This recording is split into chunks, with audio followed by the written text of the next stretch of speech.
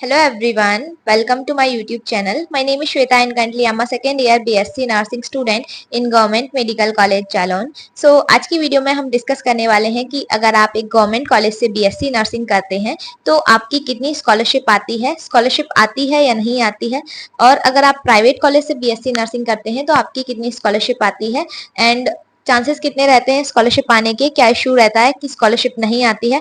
सो scholarships के बारे में इस वीडियो में हम बात करने वाले हैं. So let's start the video.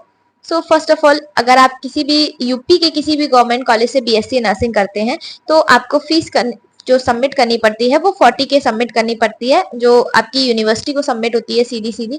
उसके अलावा अगर आप प्राइवेट BSc नर्सिंग करते हैं तो फिर वो कॉलेज के ऊपर डिपेंड करता है कि आप कितनी फीस सबमिट कर रहे हैं वहां पे. जैसे काफी कॉलेजेस में केवल फीस रहती है वो 1 लाख के समथिंग रहती है, 1,20,000, 1,25,000. कुछ कुछ कॉलेजेस की फीस 90K, 80K ऐसे रहता है. तो प्राइवेट कॉलेज में फीस वेरी करती है, बट जितने भी गवर्नमेंट कॉलेज है मोस्टली सब में फीस जो लगती है आपसे यूनिवर्सिटी को जो सबमिट होती है वो 40K सबमिट होती है. ठीक है. उसके अलावा जैसे कॉलेज हैं, जैसे KGMU कॉलेज हो गया, और आपका जो नोएडा का कॉलेज है, या फिर जो अलग अलग कॉलेज हैं वहां पे कुछ कुछ फीस थोड़ी ज्यादा लगती है, बाकी मोस्टली फीस सब जगह सेम लगती है. ठीक है. और अगर हम एवरेज निकालेंगे गवर्नमेंट कॉलेज का कि एक साल में आपका कितना जो है पैसा खर्चा हो जाता है गवर्नमेंट कॉलेज में, तो जैसे मैं मेरे कॉलेज की बात करूं तो यहाँ पे पड़ जाता है आपको 90 to 95 के एक साल का. मैं अपने कॉलेज की बात कर रही हूँ, GMC जालौन की बात कर रही हूँ. उसके अलावा अगर आप KGMU जैसे कॉलेज में पढ़ रहे हो तो वहां पे आपका 90 to 98 के आराम से लग जाएगा, क्योंकि वहां पे फीस थोड़ी ज्यादा है. और कुछ कुछ एक्सपेंसेस भी, अगर जैसे KGMU लखनऊ वहां पे हॉस्टल वगैरह भी थोड़ा दूर है तो उसके लिए आपको ट्रांसपोर्ट वगैरह करना पड़ता है, तो वहां पे थोड़ी सी फीस आपकी ज्यादा लग जाती है. तो इस तरीके से आप एवरेज निकाल सकते हैं, मतलब एवरेज कह सकते हैं हम. अगर कोई अच्छा गवर्नमेंट कॉलेज है तो वहां पे भी आपकी लगभग 1 लाख रुपए फीस लग जाती है. ऐसी बात नहीं कि बस फीस लगती है, उसके अलावा आपकी पढ़ाई भी और बाकी आपको बाद में देखने को मिलता है कि क्या अंतर रहता है एक गवर्नमेंट और एक प्राइवेट कॉलेज में. ठीक है. तो ये हो गई फीस की बात. अब स्कॉलरशिप की बात करी जाए तो स्कॉलरशिप आती है आपकी फीस के अकॉर्डिंग. जितनी आप फीस सबमिट करते हो उसी के अकॉर्डिंग आपकी जो है आती है स्कॉलरशिप. और फीस कौन सी, जो आप यूनिवर्सिटी को सबमिट करते हो. तो मोस्टली कॉलेजेस में फीस सबमिट होती है वो 40K होती है. ठीक है. तो जो स्कॉलरशिप आती है गवर्नमेंट कॉलेज में वो आपकी 37 से 40K तक आती है. फिर ये कैटेगरी पे भी डिपेंड करता है. अगर आपकी OBC कैटेगरी है या फिर आपकी जनरल है तो 37, 38 ऐसा आ जाता है. उसके बाद अगर आप SC ST कैटेगरी से बिलोंग करते हैं तो 39, 40K ऐसा फीस आपका जो है रिटर्न आ जाता है, मतलब स्कॉलरशिप आ जाती है. फिर अगर हम बात करें प्राइवेट कॉलेज की, तो प्राइवेट कॉलेज में फीस जो है वो आपकी जो आपने सबमिट करी होती है उसी के अकॉर्डिंग आती है. जैसे कुछ कुछ कॉलेजेस होते हैं, जैसे अगर आपकी मान लो कि फीस लगी है 95,000, तो काफी जगह कॉलेजेस में 60K फीस वापस आ जाती है, मतलब स्कॉलरशिप 60K आ जाता है, 75K आ जाता है, या फिर 77K आ जाता है. तो वो स्कॉलरशिप जो है वो फीस पे डिपेंड करता है कि आप कितनी फीस सबमिट कर रहे हो, उसी के अकॉर्डिंग आपको स्कॉलरशिप मिल जाती है. ठीक. सो स्कॉलरशिप आती किसकी है ये भी इंपॉर्टेंट है. स्कॉलरशिप आती है और सबकी नहीं आती है ये भी है. ठीक है. जैसे मैं अभी, मुझे 2 साल हो गया, मैं सेकेंड ईयर में हूँ और अभी तक मेरी एक भी बार स्कॉलरशिप नहीं आई है. इवन मेरे फादर जो है वो भी गवर्नमेंट जॉब में नहीं है.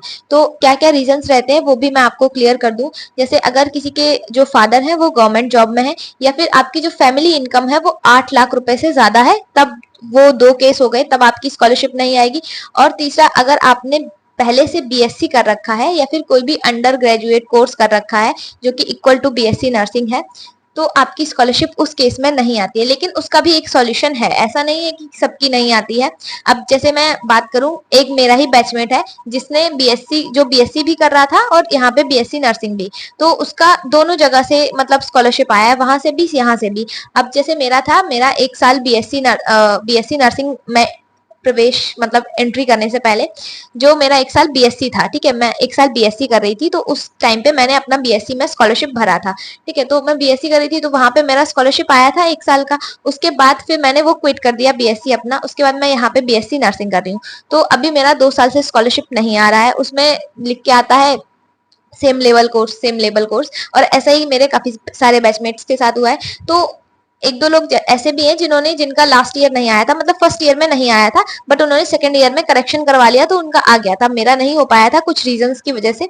मैं वो भी बता रही हूँ आपको कि क्या करवाना पड़ता है। तो अगर आपका स्कॉलरशिप नहीं आता है तो उस केस में आपको अपना रजिस्ट्रेशन कैंसिल करवाना होता है। जो बीएससी का होता है वो आपका विकास भवन में जाके हो जाता है, तो उसमें थोड़ा टाइम लगता है। और ये जो प्रोसेस होती है वो उसी टाइम पे होती है जब फॉर्म फिलिंग होती है स्कॉलरशिप की, उसी टाइम पे, उससे पहले नहीं होती, बाद में भी नहीं होती। ये प्रोसेस जो है वो तभी होता है जब आपका स्कॉलरशिप का फॉर्म फिल होता है। तो उस टाइम पे अगर आप अपना स्कॉलरशिप लेने के लिए बीएससी वाला आप रजिस्ट्रेशन कैंसिल करवाते हैं, एडमिशन कैंसिल करवाते हैं, तो वो हो जाता है। तो उसके बाद स्कॉलरशिप भी आ जाता है। जैसे मेरे कई सारे बैचमेट्स का आया भी है जिन्होंने अपना करवा लिया था, तो ये रहता है। और जैसे बीएससी आप कर भी चुके हो तो उसमें भी एक कंडीशन रहती है। अगर आप बीएससी कर चुके हो बट आपने बीएससी में स्कॉलरशिप का फॉर्म नहीं भरा था, तब आपकी स्कॉलरशिप आ जाएगी। अगर आपने बीएससी में फॉर्म भरा था तो वहां पे थोड़ा प्रॉब्लम आती है, बट अगर आपको उसको ठीक करवा लेंगे तो स्कॉलरशिप आ जाएगी। तो यही था स्कॉलरशिप का। बाकी सेम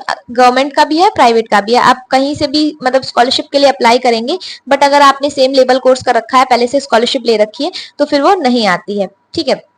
सो आई होप आपको ये स्कॉलरशिप वाला क्लियर हो गया होगा। बाकी इसके अलावा अगर आपको कोई भी डाउट है स्कॉलरशिप से रिलेटेड, बीएससी में और फीस से रिलेटेड, तो आप लोग कमेंट बॉक्स में बता सकते हैं। Bye bye.